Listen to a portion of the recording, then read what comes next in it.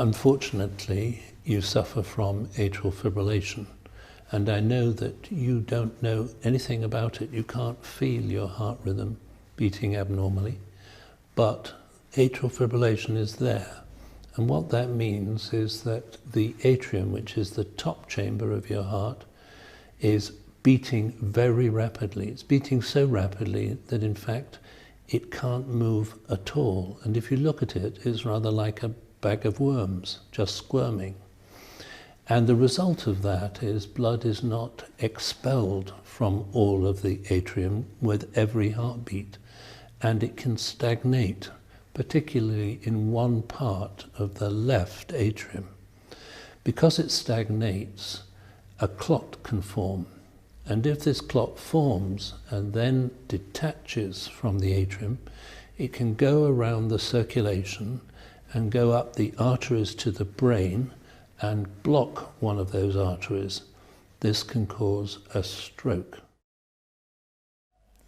It is very important, if you have atrial fibrillation, to protect yourself against having a stroke. If you have atrial fibrillation, you are 5 times more likely to have a stroke than somebody who doesn't. Ischemic strokes, those caused by blood clots, are the most common for people with atrial fibrillation. In fact, 9 out of 10 strokes in people with AF are ischemic. Many people with atrial fibrillation, or AF, have no idea that it is a major cause of stroke. AF-related stroke is one of the most severe, devastating strokes that you can have. So what we have to do is make sure that all AF patients have treatment to prevent clots forming, therefore reducing their risk of an AF-related stroke. For patients with atrial fibrillation, it's absolutely vital that they have anticoagulation therapy because this helps to decrease their risk of having a stroke. By taking anticoagulant therapy, their blood will not clot so quickly, and they are at less risk of a blood clot and a blood clot travelling to the brain and causing a stroke. Until recently, the main anticoagulant available for AF patients has been warfarin.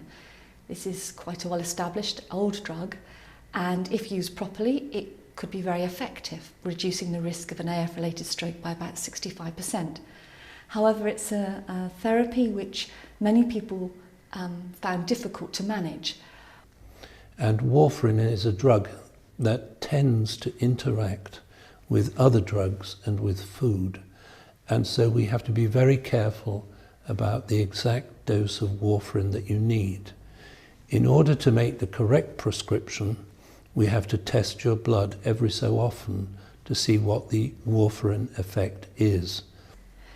In the past 2 years, I think one of the most welcome pieces of news for all AF patients is that there is now new options for anticoagulation.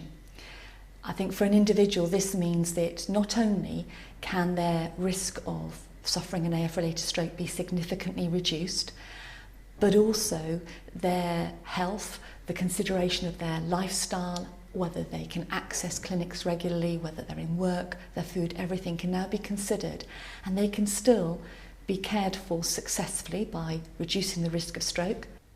Compared with warfarin, the novel oral anticoagulants have all shown that they are either better than or equivalent to warfarin with regard to the reduction of stroke or something called systemic embolism, which is a blood clot going to another organ in the body. For patients, having a choice of oral anticoagulation so that they can lead their lives as they want and not have to worry about what they eat, what they drink, will make such a difference. However, you should speak to your doctor about the exact risks and benefits of each anticoagulant and then decide between you which is best for you.